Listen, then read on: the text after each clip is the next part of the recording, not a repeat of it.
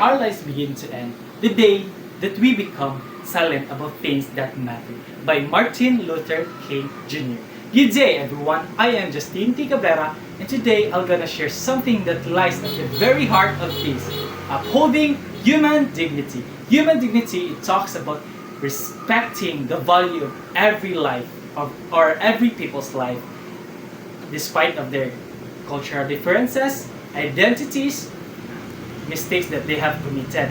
It means that every people's life has value. It's simply because they are humans. But in reality, some people are treated less. It's because of poverty, gender, appearance, and the community that they belong to. And also, we often hear or see discrimination in different areas, just like school, in the streets, or in the community, or even in social media. That's why upholding human dignity truly matters.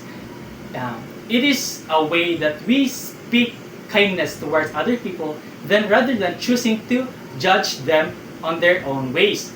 And it is important for us because it is the way that we lift a friend into the situation that they are bullied.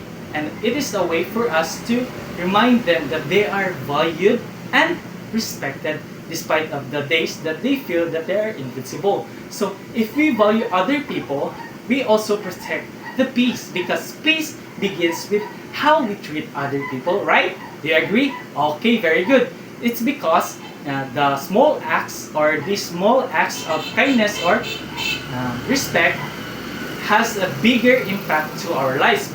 Just like a smile, or a listening ear, or a word of support, these things are the ways that we can defend our dignity, and these are the seeds of the peace that we always wanted. So before I will leave you, I will let you experience or know that I will gonna leave you a quote, that the same that I said earlier, that our lives begin to end the day that we become silent about things that matter.